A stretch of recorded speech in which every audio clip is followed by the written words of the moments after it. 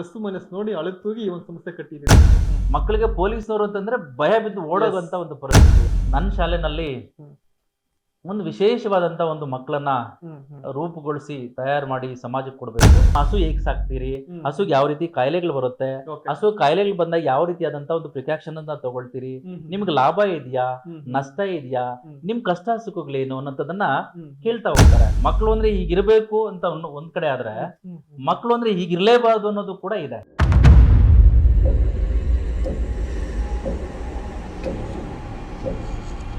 Sir, ನಿಮ್ಮ ಶಿಕ್ಷಣ ಸಂಸ್ಥೆ ವಿಚಾರಕ್ಕೆ ನಾನು ಬರ್ತೀನಿ ಸರ್. ಋಷಿಕುಲ ವಿದ್ಯಾಪೀಠ ಸಂಸ್ಥೆ ವಿಚಾರವಾಗಿ ಬರೋದಾದ್ರೆ, ಈ ಹೆಸರು ಒಂಥರ ಟ್ರೆಡಿಷನಲ್ ಆಗಿ ಅಟ್ರಾಕ್ಟಿವ್ ಆಗಿದೆ ಸರ್. ಸೊ ಈ ಹೆಸರನ್ನ ಚೂಸ್ ಮಾಡೋದಕ್ಕೆ ಮುಖ್ಯ ರೀಸನ್ ಏನು, ಅದ್ರ ಹಿಂದಿನ ಕಥೆ ಏನು ಸರ್? ನಾನೇ ಕಾರಣ ಆಗ್ತಲಿ. ಹಾ. ಬಹಳ ಅಷ್ಟು ಅಳೆದು ತೂಗಿ ಈ ಶಾಲೆಗಳನ್ನ ಹೆಸರಿಡ್ಬೇಕಾದ್ರೆ ಯಾವತ್ತೂ ಕೂಡ ಹಾಗೇನೆ, ಹ್ಮ್ ಒಂದ್ ಮನೆಗೆ, ಒಂದ್ ಮಗುಗೆ ಹ್ಮ್.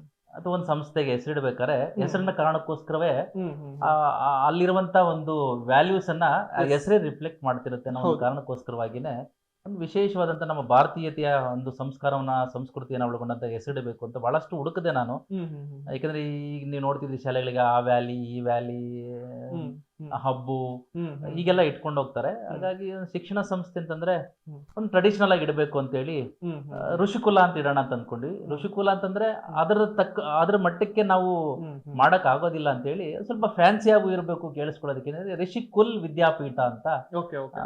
ಪ್ರಾರಂಭ ಮಾಡ್ಕೊಂಡ್ವಿ. ಸರ್, ನಿಮ್ಮ ಋಷಿಕುಲ ವಿದ್ಯಾಪೀಠ ಸಂಸ್ಥೆ ಬಗ್ಗೆ ನಾನು ಒಂದಷ್ಟು ಪಬ್ಲಿಕ್ಸ್ ನ ಕೇಳಿದೆ ಸರ್. ಹೇಗೆ ಸ್ಕೂಲು, ಯಾವ ತರ ಇದೆ ಮ್ಯಾನೇಜ್ಮೆಂಟ್ ಅಂತ. ಯಾರು ಕೇಳಿದ್ರು ಸೂಪರ್ ಸ್ಕೂಲ್, ಅದು ಅಲ್ಲಿ ಸೇರ್ಸೋದೇ ಒಂದು ಪುಣ್ಯ ಅಂತ ಬಿಟ್ಟು ತುಂಬಾ ಜನ ಹೇಳ್ತಾ ಇದ್ರು.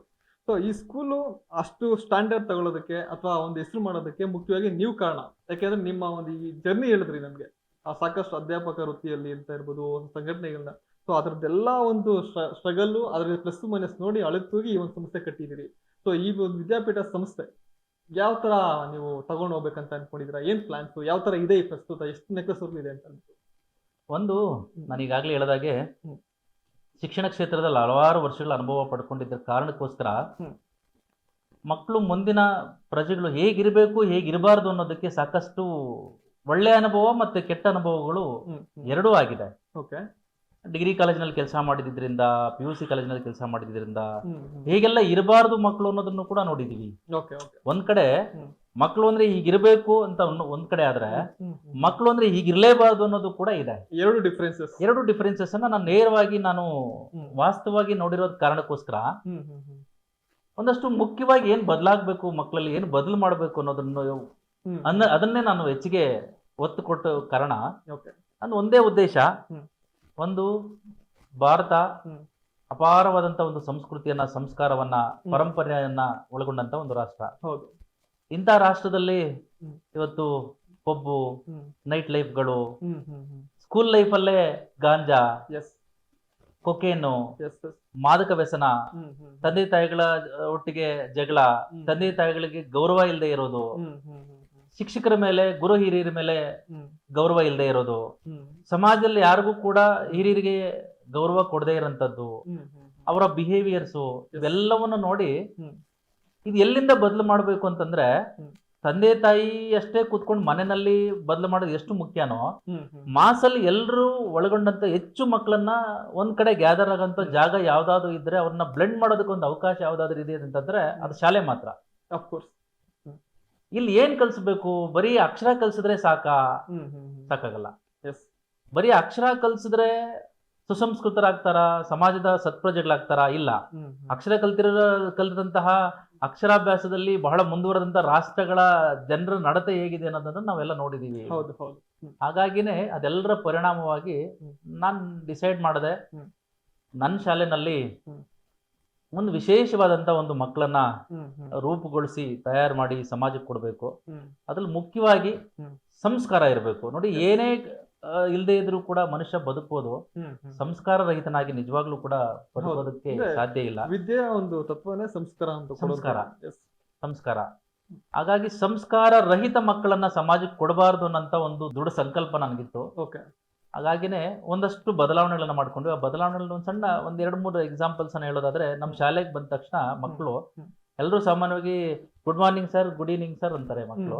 ನಮ್ಮಲ್ಲಿಲ್ಲ. ಎರಡೂ ಕೈ ಮುಗಿದು ನಮಸ್ತೆ ಅಂತ ಹೇಳ್ಬೇಕು. ಈ ಒಂದು ಇವಾಗ ಎಕ್ಸಾಂಪಲ್ ಹೇಳೋದಲ್ಲ, ಆಲ್ರೆಡಿ ತಗೊಂಡ್ವಿ. ಈ ಮುಂಚೆ ಒಬ್ಬ ವಿದ್ಯಾರ್ಥಿ ಬಂದು ನಮಗೆ ನಮಸ್ಕಾರ ಅಂತಾನೆ ಹೇಳಿದ್ದೆ ಹೊರತು ಗುಡ್ ಮಾರ್ನಿಂಗ್ ಅಂತ ಹೇಳಿಲ್ಲ. ಇದು ನೋಡಿ, ಆಮೇಲೆ ಹ್ಮ್. ನೀವು ಶಾಲೆಯಿಂದ ಹೊರಗಡೆ ಹೋಗಿದ ತಕ್ಷಣ, ಕಂಪೌಂಡಿಂದ ಹೊರಗಡೆ ಹೋಗಿದ ತಕ್ಷಣ ಮಕ್ಕಳು ಶಾಲೆ ಸಂಸ್ಕಾರ ಬಿಟ್ಬಿಡ್ತಾರೆ. ಬಟ್ ನಮ್ಮ ಮಕ್ಳು ಆಗಲ್ಲ. ನೀವು ಹೊರಗಡೆ ಎಲ್ಲಿ ಕಾಣಿಸ್ಕೊಂಡ್ರು ಕೂಡ ನಮಸ್ತೆ ಅಂತಾನೆ ಹೇಳ್ತಾರೆ. Okay okay. ನಮಸ್ತೆ ಅಂತಾನೆ ಹೇಳ್ತಾರೆ. ಆ ನಮಸ್ತೆ, ಆ ಕೈ ಜೋಡಿಸಂತದ್ದು ನೀವು ಯಾವತ್ತೋ ಒಂದ್ ದಿವಸ ಮನೆಗೆ ನೆಂಟರು ಬಂದಾಗ ಅಪ್ಪ ಅಮ್ಮ ಹೇಳ್ಕೊಟ್ರೆ ಆಗ ಕೈ ಜೋಡಿಸಂತ ಸಂಸ್ಕಾರ ಬರಲ್ಲ. ಯಾವಾಗ್ಲೂ ತಿಂಗಳಿಗೋ 2 ತಿಂಗಳಿಗೋ ಮನೆಗೆ ಯಾರೋ ಬಂದಾಗ ನೀನ್ ನಮಸ್ತೆ ಮಾಡು, 2 ಕೈ ಜೋಡಿಸಿ ಹೇಳು ಅಂತ ಬಲವಂತಕ್ಕೆ ಕೂಡಿಸಿ ಅವ್ರಿಗೆ ಹೇಳ್ಕೊಡ್ಬೇಕು. ಆದ್ರೆ ಇಲ್ಲಿ ದಿನನಿತ್ಯ ನಾವು ನಮ್ಮ ಮಕ್ಳಿಗಾಗಿದ್ರೆ ಯಾರು ಎಲ್ಲಿ ಕಾಣಿಸಿದ್ರು ಕೂಡ ನಮಸ್ತೆ ನಮಸ್ತೆ ಅನ್ನೋದನ್ನ ಪ್ರಾಕ್ಟೀಸ್ ಮಾಡಿಸ್ಬಿಟ್ಟು, ಇದು ನಿಮ್ಮ ಸಂಸ್ಥೆಯ ಒಂದು ಹೆಗ್ಗಳಿಕೆ ವಿಚಾರ. ಹೆಗ್ಗಳಿಕೆ, ನಮ್ಮ ಹೆಗ್ಗುರುತು. ಋಷಿಕುಲ್ನ ಹೆಗ್ಗುರುತು ಯಾವ್ದಂದ್ರೆ ನಮಸ್ತೆ, ನಮಸ್ಕಾರ, 2 ಕೈ ಜೋಡಿಸಿ ನಮಸ್ಕಾರ ಮಾಡುವಂತದ್ದು ಒಂದು. ಆಮೇಲೆ ಪ್ರೇಯರ್ಗಳ ಸಂದರ್ಭದಲ್ಲಿ, ಈಗ ಪ್ರಾರ್ಥನೆ ಮಾಡ್ಬೇಕಂತ ದಿನದ ಪ್ರಾರಂಭದ ಸಂದರ್ಭದಲ್ಲಿ ಸಾಮಾನ್ಯ ಒಂದಷ್ಟು ಇಂಗ್ಲಿಷ್ ಪ್ರೇಯರ್ಸು ಏನೇನೋ ನಾನು ನೋಡಿದೀನಿ ಶಾಲೆಗಳಲ್ಲಿ. ಆದ್ರೆ ನಾವು ಒಂದು ಗುರುಗಳನ್ನ ನೆನೆಸ್ಕೋಬೇಕು. ಗುರುಗಳಿಗೆ ಗೌರವ ಕೊಡ್ಬೇಕಂತಂದ್ರೆ ಗುರು ಬ್ರಹ್ಮ ಗುರು ವಿಷ್ಣು ಕಡ್ಡಾಯವಾಗಿ ಆಡಿಸ್ತೀವಿ. ಇನ್ನ ವಿದ್ಯೆಗೆ ಅಧಿದೇವತೆ ಸರಸ್ವತಿ. ಸರಸ್ವತಿ ಮಂತ್ರವನ್ನ ಕಡ್ಡಾಯವಾಗಿ ನಾವು ಪ್ರಾರ್ಥನೆ ಸಂದರ್ಭದಲ್ಲಿ ಸರಸ್ವತಿ ಮಂತ್ರವನ್ನ ಹೇಳಿಸ್ತೀವಿ. ಇನ್ನು ನಾಡಗೀತೆ ಅಂತೂ ನೀವು ಪಟ್ಟಣ ಟೌನ್ ಅಲ್ಲಿ ಹೋದ್ರೆ ನಾಡಗೀತೆ ಪೂರ್ತಿ ನಾಡಗೀತೆ ಬರೋದೇ ಇಲ್ಲ ಇವತ್ತು. ಅದು 2 ಪ್ಯಾರ ಕಲಿಸುವಂತ ಮಟ್ಟಕ್ಕಾಗಿದೆ. ಹಾಗಾಗಿ ನಾವು ನಾಡಗೀತೆ ಇವತ್ತು ನಾವು ಯಾವ ದಾಟಿಯಲ್ಲಿ ಆಡ್ಬೇಕು ಅಂತ ಹೇಳಿ ಅದೇ ದಾಟಿಯಲ್ಲಿ ಪೂರ್ಣ ನಾಡಗೀತೆಯನ್ನ ನಾವು ಆಡಿಸ್ತಿದೀವಿ. ರಾಷ್ಟ್ರಗೀತೆಯನ್ನ ಕಡ್ಡಾಯವಾಗಿ ಆಡಿಸ್ತೀವಿ. ಈ 4 ಕೂಡ ಆಡಿಸಿದ ನಂತರ, ಉದಾಹರಣೆಗೆ ಯಾರ್ದೋ ಬರ್ತ್ಡೇ ಇರುತ್ತೆ, ಅವತ್ತು ಬರ್ತ್ಡೇ ಮಾಡ್ಬೇಕಾದ್ರೆ ನಮ್ಮಲ್ಲಿ ಕೇಕ್ ಕಟ್ ಮಾಡಿ ಕ್ಯಾಂಡಲ್ ಅನ್ನ ಊದಿ ಆರಿಸಿ ಬರ್ತ್ಡೇ ಸೆಲೆಬ್ರೇಷನ್ ಮಾಡಿಸಲ್ಲ. ಪ್ರೇಯರ್ ಲೈನ್ ಅಲ್ಲೇ ಯಾರಾದ್ರೂ ಬರ್ತ್ಡೇ ಇದ್ರೆ ಸ್ಟೇಜ್ ಮೇಲೆ ಕರಿತೀವಿ.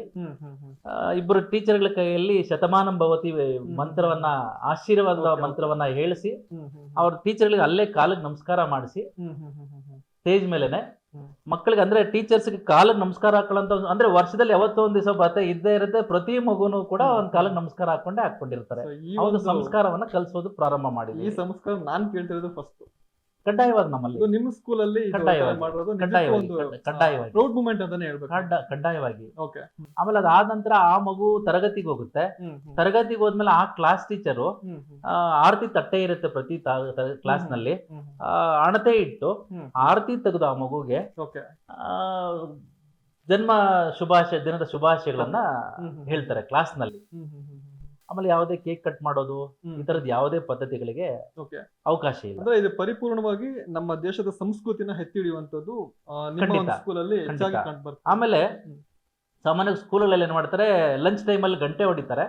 ಗಂಟೆ ಹೊಡೆದ ತಕ್ಷಣ ಅವ್ರು ಬಾಕ್ಸ್ ಎತ್ಕೊಂಡು ಹೋಗ್ಬಿಟ್ಟು ಎಲ್ಲೋ ಒಂದ್ ಕಡೆ ಕೂತ್ಕೊಂಡು ಏನೋ ಹರಟೆ ಹೊಡ್ಕೊಂಡು ಮಾತಾಡ್ಕೊಂಡು ಅಲ್ಲೊಬ್ರು ಇಲ್ಲೊಬ್ರು ಕೂತ್ಕೊಂಡು ಅವ್ರವ್ರ ಗುಂಪುಗಳು ಕಟ್ಕೊಂಡು ಊಟ ಮಾಡ್ತಿರ್ತಾರೆ. ಅದ್ರಲ್ಲಿ ನಮ್ಮಲ್ಲಿ ವಿಶೇಷ ಏನಂತಂದ್ರೆ, ಆಯಾ ಕ್ಲಾಸ್ ನ ಮಕ್ಕಳು ಆ ಕ್ಲಾಸ್ ನ ಎದುರುಗಡೆ ಇರುವಂತ ಕಾರಿಡಾರ್ ನಲ್ಲಿ ರೌಂಡ್ ಆಗಿ ಕೂತ್ಕೋಬೇಕು. ಆಯಾ ಕ್ಲಾಸ್ ಟೀಚರು ಮಕ್ಕಳ ಜೊತೆ ಊಟಕ್ಕೆ ಕೂತ್ಕೋಬೇಕು. ಅದು ನೆಲದಲ್ಲೇ ಕೂತ್ಕೋಬೇಕು, ಮಕ್ಕಳ ಜೊತೆ ನೆಲದಲ್ಲಿ ಕೂತ್ಕೋಬೇಕು. ನಾವು ಚಾಪೆ ಹಾಕ್ತಿವಿ ಊಟಕ್ಕೆ, ಚಾಪೆ ಮೇಲೆ ಎಲ್ಲಾ ಮಕ್ಕಳು ಕೂತ್ಕೊಳ್ತಾರೆ. ಟೀಚರು ಕೂಡ ಅವ್ರ ಜೊತೆ ಕೂತ್ಕೋಬೇಕು. ಕೂತ್ಕೊಂಡು ಒಂದು ಒಳ್ಳೆ ವಿಚಾರಗಳನ್ನ ಮಾತಾಡ್ತಾ ಊಟ ಮಾಡ್ಬೇಕು. ಅದ್ರ ಜೊತೆಗೆ ಬಾಕ್ಸ್ ಓಪನ್ ಮಾಡ್ಬೇಕಾದ್ರೆ ಅನ್ನಪೂರ್ಣೇಶ್ವರಿ ಮಂತ್ರ ಹೇಳದೆ ನಾವು ಊಟ ಮಾಡಿಸೋದೇ ಇಲ್ಲ. ಅನ್ನಪೂರ್ಣೆ ಸದಾಪೂರ್ಣೆ ಮಂತ್ರವನ್ನ ಕಡ್ಡಾಯವಾಗಿ ಹೇಳ್ಬೇಕು. ಕೊನೆಗೆ ಅನ್ನದಾತ ಸುಖೀಭವ, ಅನ್ನ ಬೆಳೆದಂತವನು, ಅನ್ನ ಹಾಕುವಂತ ಯಾರೇ ಆಗಿರ್ಲಿ, ಕ್ರಿಶ್ಚಿಯನ್ನು, ಹಿಂದೂ, ಮುಸ್ಲಿಂ ಯಾರೇ ಆಗಿರ್ಲಿ, ಅನ್ನದಾತ ಸುಖೀಭವನ್ ಅಂತ ಒಂದು ಮಂತ್ರವನ್ನ ಹೇಳಿನೇ ಬಾಕ್ಸ್ ಓಪನ್ ಮಾಡ್ಬೇಕು. ಊಟ ಮಾಡ್ತಾ ಅನ್ನದ ಮಹತ್ವದ ಬಗ್ಗೆ ಟೀಚರ್ಸ್ ಮಕ್ಳಿಗೆ ಹೇಳ್ಕೊಡ್ತಾ ಹೋಗ್ತಾರೆ. ಅನ್ನ ಯಾಕೆ ಚೆಲ್ಲಬಾರ್ದು, ಯಾಕೆ ವೇಸ್ಟ್ ಮಾಡಬಾರ್ದು, ಅನ್ನದ ಒಂದು ಅಗಳನ್ನೂ ಕೂಡ ಚೆಲ್ಲದೆ ಊಟ ಮಾಡೋರಿಗೆ ನಾವು ಒಂದು ಸ್ಮೈಲಿ ಬ್ಯಾಡ್ಜ್ ಅನ್ನ ಕೊಡ್ತೀವಿ ಪ್ರತಿ ದಿವಸ. ಯಾರು ಒಂದು ಅಗಳನ್ನೂ ಚೆಲ್ದಿರ ಊಟ ಮಾಡಿರ್ತಾರೋ ಅವ್ರಿಗೊಂದು ಸ್ಮೈಲಿ ಬ್ಯಾಡ್ಜ್ ಕೊಡೋದು, ಒಂದು ಅಪ್ರಿಸಿಯೇಷನ್ ಕೊಡೋದು. ಮತ್ತೆ ಊಟ ಮಾಡ್ಬೇಕಾದ್ರೆ ಟೀಚರು ಅನ್ನದ ಮಹತ್ವದ ಬಗ್ಗೆ, ಯಾವ್ಯಾವ ತರಕಾರಿನಲ್ಲಿ ಏನೇನು ಪೋಷಕಾಂಶಗಳಿದೆ ಅನ್ನೋದ್ರ ಬಗ್ಗೆ ಅದು ಹೇಳ್ಕೊಂತ ಎಲ್ಲ ಟೀಚರ್ಸ್ ಕೂಡ ಅವರವರ ಕ್ಲಾಸ್ ಮಕ್ಕಳ ಜೊತೆ ಕೂತ್ಕೊಂಡು ಊಟ ಮಾಡೋದನ್ನ ಕಡ್ಡಾಯವಾಗಿ ಇದನ್ನ ಪರಿಪಾಠವಾಗಿ ಬೆಳೆಸ್ಕೊಂಡು ಬಂದಿದ್ದೀವಿ. ಸರ್, ನೀವು ಒಂದು ಏನೇನು ಕಾನ್ಸೆಪ್ಟ್ ನ ಆಯ್ಕೆ ಮಾಡ್ಕೊಂಡಿದ್ದೀರಿ, ಇದು ನಿಜಕ್ಕೂ ನಮ್ಮ ಇವಾಗಿನ ಒಂದು ಪ್ರಪಂಚಕ್ಕೆ ತುಂಬಾ ನೀಡೆಡ್ ಇದೆ ಸರ್. ಆಕ್ಚುಲಿ ಇವತ್ತಿನ ಸಂಬಂಧಗಳ ವ್ಯಾಲ್ಯೂ ಏನು, ಮತ್ತೆ ಗುರು ಹಿರಿಯರಿಗೆ ಯಾವ ತರ ರೆಸ್ಪೆಕ್ಟ್ ಮಾಡ್ಬೇಕು, ಆಮೇಲೆ ಯಾವ್ಯಾವ ಒಂದು ವಿಭಾಗಕ್ಕೆ ರೈತರು ಇರ್ಬೋದು ಅಥವಾ ಬೇರೆ ಬೇರೆ ವಿಭಾಗಕ್ಕೆ ಏನ್ ಗೌರವ ಸಲ್ಲಿಸಬೇಕು ಅನ್ನೋದನ್ನ ನೀವು ಈ ಒಂದು ಸ್ಕೂಲ್ ಡೇಸ್ ಅಲ್ಲಿಂದಾನೇ ನೀವು ಶುರು ಮಾಡೋದ್ರಿಂದ ಮಕ್ಕಳಲ್ಲಿ ಒಂದು ಪ್ರಬುದ್ಧತೆ ಅಂತ ಬರುತ್ತದೆ, ಒಂದು ಮೌಲ್ಯದ ಒಂದು ಗುಣ ಅನ್ನೋದು ಕೂಡ ಹೆಚ್ಚಾಗಿ ಮೂಡಿ ಬರ್ತದೆ. ಸೊ ಈ ಒಂದು ವಿಚಾರ ಕೇಳಿ ನನಗೂ ಕೂಡ ತುಂಬಾ ಖುಷಿ ಆಯ್ತು ಸರ್. ಈ ಒಂದು ಮೌಲ್ಯಗಳು ತುಂಬಾ ದೊಡ್ಡ ಮಟ್ಟಕ್ಕೆ ಅವ್ರನ್ನ ತಗೊಂಡು ಹೋಗುತ್ತೆ. ಆಕ್ಚುಲಿ ವಿದ್ಯೆ ಕಲಿಸೋದು ಒಂದು ವೇ, ಅವ್ನು ಎಲ್ಲೋದ್ರೂ ಅವನು ಇದ್ ಮಾಡ್ಕೋತಾನೆ. ಬಟ್ ಮೌಲ್ಯಗಳು ಕಳ್ಸೋದು ತುಂಬಾ ಇಂಪಾರ್ಟೆಂಟ್ ಆಗುತ್ತೆ. ನಿಜಕ್ಕೂ ಇದು ಖುಷಿ ಆಯ್ತು ನನಗೆ ಕೂಡ. ಯಾಕಂದ್ರೆ ಹಾ. ನೀವೆಲ್ಲ ನೋಡಿದಿರಿ, ಸಮಾಜ ನೋಡಿದೆ ಇವತ್ತು. ಹ್ಮ್ ಅಪ್ಪ ಅಮ್ಮ ಅಂದ್ರು ಈಗಿನ ಹ್ಮ್ ನ್ಯೂ ಜನರೇಷನ್ಸ್ ಅಪ್ಪ ಅಮ್ಮ ಅಂದ್ರು ಮಕ್ಳು ಊಟ ಮಾಡಿಸೋ ಪದ್ಧತಿ ಹೇಗಾಗಿದೆ ಅಂತ ನಾವೆಲ್ಲ ನೋಡ್ತಿದೀವಿ. ಎಸ್ ಎಸ್ ಮೊಬೈಲ್ ಕೊಡ್ತಾರೆ. ಮೊಬೈಲ್ ಕೊಡೋದ ಕಾರಣ ಅಂದ್ರೆ ಅದು ಅಳ್ಳದೆ ಬಾಯಿ ಮುಚ್ಕೊಂಡು ಏನೋ ಕೊಟ್ಟಿದ್ದನ್ನ ತಿಂದು ಮುಗಿಸಿ ಬರಬೇಕು ಅನ್ನೋ ಕಾರಣಕ್ಕೋಸ್ಕರ ಅವ್ರಿಗೆ ಡಿಸ್ಟರ್ಬ್ ಮಾಡಬಾರ್ದು ಅಷ್ಟೇ. ತಂದೆ ತಾಯಿ ಡಿಸ್ಟರ್ಬ್ ಮಾಡಬಾರ್ದು ಅಂತೇಳಿ ಫೋನ್ ಕೊಡ್ತಾರೆ. ಆ ಫೋನ್ ನೋಡ್ತಾ ಇರುತ್ತೆ ಮಗು, ಈ ಕಡೆಯಿಂದ ತಿರುಗ್ತಾ ಇರ್ತಾರೆ. ಆಯ್ತಾ, ಫೋನ್ ನೋಡ್ತಾ ನೋಡ್ತಾ ಆ ಮಗು ಏನ್ತಿದೆ ತಿಂತಿದೆ ಅಂತಾನೂ ಗೊತ್ತಿರಲ್ಲ. ಒಟ್ಟಲ್ಲಿ ಊಟ ಮುಗ್ದಿರುತ್ತೆ. ಅದ್ರ ಕಾರಣಕ್ಕಾಗಿ ಏನಾಗಿದೆ, ಇವತ್ತು ಮಕ್ಕಳು ಮೊಬೈಲ್ ಹುಚ್ಚಕ್ ಬಿದ್ದಿದ್ದಾರೆ, ಹಠಕ್ ಬಿದ್ದಿದ್ದಾರೆ. ಹಠಕ್ ಬಿದ್ದ ಪರಿಣಾಮವಾಗಿ ಕಣ್ಣುಗಳು LKG UKG ಮಕ್ಕಳಿಗೆ ದೃಷ್ಟಿ ದೋಷ ಬಂದಿದೆ, ಸ್ಪೆಕ್ಸ್ ಬಂದಿದೆ. ಆಮೇಲೆ ನನ್ನ ಇನ್ನೊಂದು ವಿಚಾರ ನಿಮ್ ಕೇಳಿದ್ರೆ, ಈ ಮೌಲ್ಯವನ್ನ ಹೆಚ್ಚಿಸುವ ಒಂದು ಇಷ್ಟೊಂದೆಲ್ಲ ವಿಚಾರಗಳನ್ನ ಅಡಾಪ್ಟ್ ಮಾಡ್ಕೊಂಡಿದ್ರಿ. ಸೊ ಒಂದಷ್ಟು ಅಡಿಷನಲ್ ಪ್ರಾಕ್ಟಿಕಲ್ ನಾಲೆಜ್ ನ ಮಕ್ಕಳಿಗೆ ತಿಳಿಸ್ಬೇಕನ್ನೋ ಏನಾದ್ರು ಒಂದಷ್ಟು ಕಾನ್ಸೆಪ್ಟ್ ನ ರೆಡಿ ಮಾಡ್ಕೊಂಡಿದ್ದೀರಾ ಅಂತ? ಖಂಡಿತವಾಗ್ಲು ಸರ್. ಇದು ನೋಡಿ, ನಾನು ಅವಾಗ್ಲೇ ಹೇಳಿದಾಗೆ ಯಾವುದನ್ನು ಕೂಡ ಪೋಷಕರ ತೋರ್ಪಡಿಕೆಗೆ ನಮ್ಮ ಚಾನೆಲ್ ಈಗ ಅಳವಡಿಸ್ಕೊಂಡಿದೀವಿ ಅಂತೆಲ್ಲ ಹೇಳೋದಕ್ಕೋಸ್ಕರವಾಗಿ ಕರಿಕ್ಯುಲಮ್ ಅಲ್ಲಿ ಆಡ್ ಮಾಡ್ಕೊಂಡಿದೀವಿ ಅಂತ ಹ್ಯಾಂಡ್ ಬಿಲ್ ಅಲ್ಲಿ ಪ್ರಿಂಟ್ ಮಾಡೋದಕ್ಕೋಸ್ಕರ ನಾನು ಯಾವುದನ್ನು ಕೂಡ ಅಳವಡಿಸ್ಕೊಂಡಿಲ್ಲ. ನಾವು ಪ್ರತಿ ತಿಂಗಳಿಗೊಮ್ಮೆ ಫೀಲ್ಡ್ ವಿಸಿಟ್ ಅಂತ ಮಾಡಿಸ್ತೀವಿ. ಹೇಗೆ ಫೀಲ್ಡ್ ವಿಸಿಟ್ ಅಂತ ನೀವು ನಂಬಲ್ಲ. 6th 7th 8th 9th 10th ಮಕ್ಕಳನ್ನ ಹಳ್ಳಿಗಳಿಗೆ ಯಾವುದೋ ಒಂದು 4 ಹಳ್ಳಿಗಳು ಸೆಲೆಕ್ಟ್ ಮಾಡ್ಕೊಂತೀವಿ. ಒಂದು ವಿಷಯದ ಮೇಲೆ ಫೀಲ್ಡ್ ವಿಸಿಟ್ ಮಾಡಿಸ್ತೀವಿ. ಒಂದು ತಿಂಗಳು ಹೈನುಗಾರಿಕೆ ಬಗ್ಗೆ ಒಂದು ಫೀಲ್ಡ್ ವಿಸಿಟ್ ಮಾಡಿಸ್ತೀವಿ. ಆ ಮಕ್ಕಳು ಹೋಗ್ಬೇಕು, ಯಾರ ಮನೆಯಲ್ಲ ಹಸುಗಳು ಸಾಕ್ತಿದಾರೋ ಆ ಮನೆಗಳಿಗೆ 4 ಜನ ಬ್ಯಾಚ್ ಹೋಗ್ಬೇಕು. ಆತರ ಇಡೀ ಊರಿನಲ್ಲಿ ಮನೆಗಳನ್ನ ಆಯ್ಕೆ ಮಾಡ್ಕೋಬೇಕು.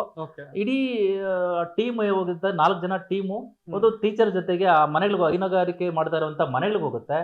ಆ ರೈತರ ಜೊತೆ ನಿಮ್ಮ ಹಸು ಹೇಗ್ ಸಾಕ್ತೀರಿ, ಹಸುಗೆ ಯಾವ ರೀತಿ ಕಾಯಿಲೆಗಳು ಬರುತ್ತೆ, ಹಸು ಕಾಯಿಲೆಗಳು ಬಂದಾಗ ಯಾವ ರೀತಿಯಾದಂತ ಒಂದು ಪ್ರಿಕಾಕ್ಷನ್ ಅನ್ನ ತಗೊಳ್ತೀರಿ, ನಿಮ್ಗೆ ಲಾಭ ಇದೆಯಾ, ನಷ್ಟ ಇದೆಯಾ, ನಿಮ್ ಕಷ್ಟ ಸುಖಗಳೇನು ಅನ್ನೋದನ್ನ ಕೇಳ್ತಾ ಹೋಗ್ತಾರೆ. ಇದು ಹಳ್ಳಿ ಭಾಗದ ಜನಗಳಲ್ವಾ, ಹಳ್ಳಿ ಭಾಗದ ವಿದ್ಯಾರ್ಥಿಗಳಲ್ವಾ, ಇವೆಲ್ಲ ಗೊತ್ತಿರಲ್ವಾ? ಗೊತ್ತಿರುತ್ತೆ. ಗೊತ್ತಿದ್ರು ಕೂಡ ಎಷ್ಟೋ ಮಕ್ಳು ಇವತ್ತು ಅಪ್ಪ ಅಮ್ಮ ಏನ್ ಮಾಡ್ತಿದ್ದಾರೆ, ಮನೆಯಲ್ಲಿ ಹಸುಗೆ ಏನ್ ಕಾಯಿಲೆ ಬಂದಿದೆ ಅಂತ ಮನೆಯಲ್ಲಿ ಹಸು ಇಟ್ಕೊಂಡ್ರೆ ಮಕ್ಕಳಿಗೆ ಗೊತ್ತಿರಲ್ಲ.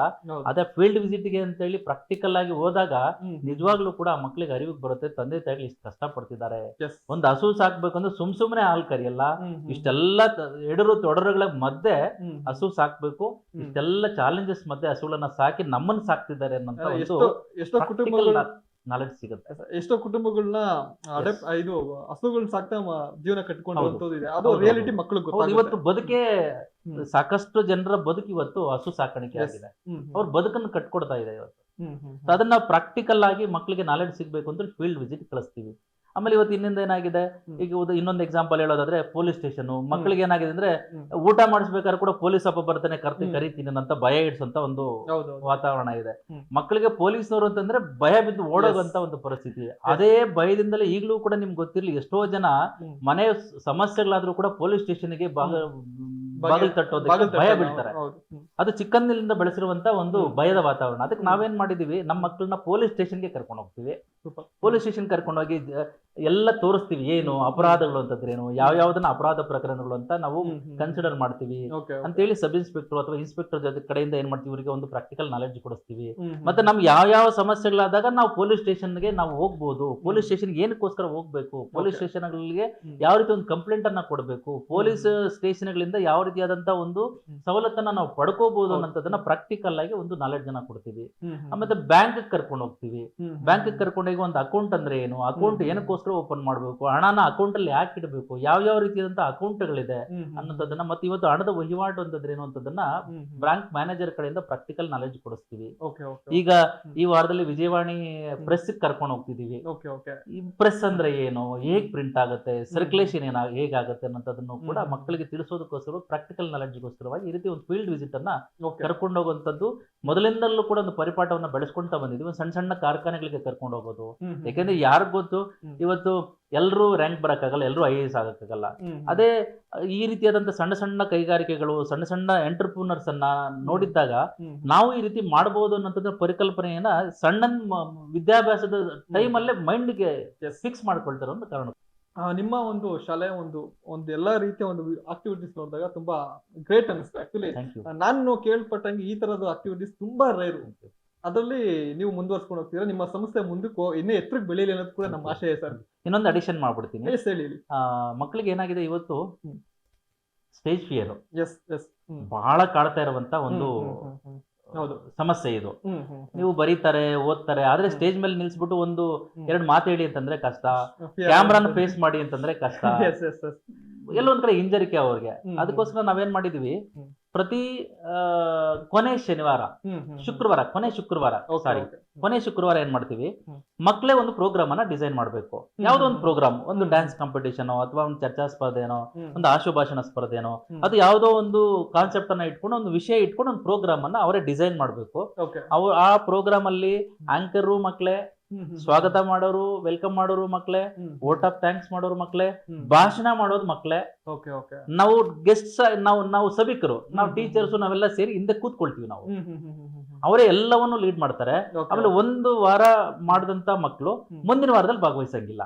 ಕಡ್ಡಾಯವಾಗಿ ಆ ಟೀಮ್ ಪೂರ್ತಿ ಬದಲಾಗಬೇಕು. ಅವತ್ತು ಡ್ಯಾನ್ಸ್ಗಳು ಒಂದಷ್ಟು ಜನಗಳಲ್ಲಿ ಡ್ಯಾನ್ಸ್ ಮಾಡಿಸ್ತಾರೆ, ಎಲ್ಲೂ ಕೂಡ ಅವರೇ ಡಿಸೈನ್ ಮಾಡಿರ್ತಾರೆ. ಯಾವುದನ್ನು ಕೂಡ ಟೀಚರ್ಸ್ ಹೇಳ್ಕೊಡಲ್ಲ. ಕಾರಣ ಏನದಂದ್ರೆ ತಪ್ಪುಗಳು ಮಾಡೋದಕ್ ಬಿಡಬೇಕು ಅಂತ. ಆವಾಗ ನೀವು ತಿದ್ದೋದಕ್ಕೆ ಒಂದು ಮಾರ್ಗ ಸಿಗುತ್ತೆ. ತಪ್ಪುಗಳು ಮಾಡಕ್ ಬಿಡಬೇಕು ಅಂತ. ಯಾವಾಗ್ಲೂ ಕೂಡ ತಪ್ಪುಗಳನ್ನ ಮಾಡೋದ್ರಿಂದಲೇ ಸರಿ ತಿದ್ದೋದಕ್ಕ ಒಂದು ಅವಕಾಶ ಸಿಗುತ್ತೆ. ಅವಾಗ ಏನ್ ಮಾಡ್ತೀವಿ ನಾವು, ಅದು ಪ್ರೋಗ್ರಾಮ್ ಮುಗಿದ್ಮೇಲೆ ರಿವ್ಯೂ ಕಮಿಟಿ ಅಂತ ಮಾಡ್ತೀವಿ. ಮಕ್ಕಳನ್ನ ನಾನು ಚೇಂಬರ್ ಅಲ್ಲೇ ಕೂರಿಸ್ಕೊಳ್ತೀನಿ. ಆ ಪ್ರೋಗ್ರಾಮ್ ಆರ್ಗನೈಸ್ ಮಾಡೋಂತ ಮಕ್ಕಳನ್ನ ಏನು ತಪ್ಪು ಮಾಡಿದ್ರಿ, ಏನ್ ಮಾಡ್ಬೇಕಾಗಿತ್ತು ಅನ್ನೋದನ್ನ ಪೂರ್ತಿ ಕರೆಕ್ಷನ್ಸ್ ಮಾಡಿಸ್ತೀವಿ. ಅವಾಗ ಏನಾಗುತ್ತೆ, ಮೋರ್ ಪರ್ಫೆಕ್ಟ್ ಆಗ್ತಾರೆ. ಇದ್ರ ಜೊತೆಗೆ ಇನ್ನೊಂದು ನಿಮ್ಗೆ ಮರ್ತೋಗ್ಬಿಡ್ತೀನಿ, ಈಗಲೇ ಹೇಳ್ಬಿಡ್ತೀನಿ. ಇವತ್ತು ಚುನಾವಣಾ ವ್ಯವಸ್ಥೆ ಯಾವ ಮಟ್ಟಕ್ಕೆ ಹದಗೆಟ್ಟಿದೆ ಅನ್ನೋದನ್ನ ನೀವು ನೋಡಿದಿರಿ. ಈ ಚುನಾವಣಾ ವ್ಯವಸ್ಥೆ ಮಕ್ಕಳಿಗೆ ಅರಿವು ಮೂಡಬೇಕು ಅನ್ನೋದು ಕಾರಣಕ್ಕೋಸ್ಕರ ಪ್ರಾಕ್ಟಿಕಲ್ ಆಗಿ ಚುನಾವಣೆಗಳನ್ನ ಹೇಗ್ ನಡೆಸಬೇಕು ಅನ್ನೋದ್ರ ವೆರಿ ಬಿಗಿನಿಂಗ್ ಇಂದ ಎಂಡ್ ವರೆಗೂ ಪ್ರಾಕ್ಟಿಕಲ್ ಆಗಿ ನಾವು ಅವಕಾಶ ಮಾಡಿಕೊಟ್ಟು. ಹೇಗೆ, ಉದಾಹರಣೆಗೆ ಕ್ಲಾಸ್ ಲೀಡರ್ ಒಬ್ಬ ಇರ್ತಾನೆ, ಒಬ್ಬ ಆಗ್ಬೇಕು. ನಾವೇನ್ ಮಾಡ್ತೀವಿ, ಕ್ಲಾಸ್ ಲೀಡರ್ ಯಾರು ಸ್ವಲ್ಪ ಚೆನ್ನಾಗಿ ಓದ್ತಾನೋ, ಮಾರ್ಕ್ಸ್ ತೆಗಿತಾನೋ, ಯಾರು ಸ್ವಲ್ಪ ಆಕ್ಟಿವ್ ಓಡಾಡ್ತಾರೋ ಅವನು ಕ್ಲಾಸ್ ಲೀಡರ್ ಮಾಡಾಕ್ತಿವಿ. ಬಟ್ ನಾವ್ ಆಗ ಮಾಡಲ್ಲ. ಕ್ಲಾಸ್ ಗಳಲ್ಲಿ ಹೋಗಿ ಅನೌನ್ಸ್ ಮಾಡ್ತೀವಿ, ಏನಂತ, ಕ್ಲಾಸ್ ಲೀಡರ್ ಎಲೆಕ್ಷನ್ ಇದೆ, ಈ ಎಲೆಕ್ಷನ್ ಯಾರ್ಯಾರು ಕಂಟೆಸ್ಟ್ ಮಾಡ್ತೀರಿ ನೀವು ಲಿಸ್ಟ್ ಕೊಡಿ ಅಂತ ಕೇಳ್ತೀವಿ. 3 ಜನ 4 ಜನ 5 ಜನ ಲಿಸ್ಟ್ ಕೊಡ್ತಾರೆ. ಲಿಸ್ಟ್ ಕೊಟ್ಟಾದ್ಮೇಲೆ ಅವ್ರ ಕೆಲಸ ಏನು, 8 ದಿವಸ ಟೈಮ್ ಕೊಡ್ತೀವಿ. ಆ 8 ದಿವಸ ಪ್ರತಿ ದಿವಸ 5 ನಿಮಿಷ ನಾನ್ ಲೀಡರ್ ಆದ್ರೆ ಏನ್ ಮಾಡ್ತೀನಿ ಅಂತ ಹೇಳಿ ಅವ್ರ ಕ್ಲಾಸ್ ಅಲ್ಲಿ ಅವ್ರು ಕ್ಯಾಂಪೇನ್ ಮಾಡ್ಬೇಕು. ಪ್ರತಿ ದಿವಸ 8 ದಿವಸ ಟೈಮ್ ಕೊಟ್ಟಿರ್ತೀವಿ. 8 ದಿವಸ ಪ್ರತಿ ದಿವಸ ಕ್ಲಾಸ್ ಸ್ಟಾರ್ಟಿಂಗ್ ಅವರ್ಸ್ ಅಲ್ಲಿ 5 ಜನ ಕಂಟೆಸ್ಟೆಂಟ್ಗಳು ಅಥವಾ 6 ಜನ, ಎಷ್ಟು ಜನ ಕಂಟೆಸ್ಟ್ ಮಾಡಿದ್ರೆ ಅಷ್ಟು ಜನ ಕಂಟೆಸ್ಟೆಂಟ್ಗಳು ಹೋಗಿ ನಾನ್ ಲೀಡರ್ ಆದ್ರೆ ನನ್ನ ಕ್ಲಾಸ್ಗೆ ನನ್ನ ಕಡೆಯಿಂದ ಏನ್ ಕೊಡುಗೆ, ನಾನು ಏನ್ ಮಾಡ್ತೀನಿ ಅನ್ನೋದನ್ನ ಅವ್ರು ಎಕ್ಸ್ಪ್ಲೈನ್ ಮಾಡ್ತಾ ಹೋಗ್ಬೇಕು. ಅವ್ರು ಹೇಳಿದ ಎಕ್ಸ್ಪ್ಲನೇಷನ್ ಆಧಾರದ ಮೇಲೆ, ಅವ್ರು ಕೊಟ್ಟಂತ ಆಶ್ವಾಸನೆಗಳ ಆಧಾರದ ಮೇಲೆ ಆ ಎಲೆಕ್ಷನ್ ನಿರ್ಧಾರ ಆಗುತ್ತೆ. ಅದಾದ್ಮೇಲೆ ಏನ್ ಮಾಡ್ತೀವಿ, 10 ದಿವಸ ಆದ್ಮೇಲೆ ನಾವು ರಿಯಲ್ ಎಲೆಕ್ಷನ್ಸ್ ಅನ್ನ ಕಂಡಕ್ಟ್ ಮಾಡ್ತೀವಿ. ನಾವು ಕೂಡ ಎಲೆಕ್ಷನ್ ಆಫೀಸರ್ಸ್ ಅನ್ನ ನಾಮಿನೇಟ್ ಮಾಡ್ತೀವಿ. ಆಯ್ತಾ, ಪ್ರೊಸೀಡಿಂಗ್ಸ್ ಆಫೀಸರ್ ಇರ್ತಾರೆ, ಪೋಲಿಂಗ್ ಆಫೀಸರ್ಸ್ ಇರ್ತಾರೆ, ಎಲ್ಲರನ್ನು ಕೂಡ ಮಾಡ್ತೀವಿ. ಬ್ಯಾಲೆಟ್ ಪೇಪರ್ಸ್ ಅನ್ನ ರೆಡಿ ಮಾಡ್ತೀವಿ. ಸೀಕ್ರೆಟ್ ವೋಟಿಂಗ್ ಗೆ ಬೂತ್ ಗಳನ್ನ ರೆಡಿ ಮಾಡ್ತೀವಿ. ಆಮೇಲೆ ಎಲ್ರಿಗೂ ಕೂಡ ಅವತ್ತು ವೋಟಿಂಗ್ ಅವಕಾಶ ಕೊಡ್ತೀವಿ.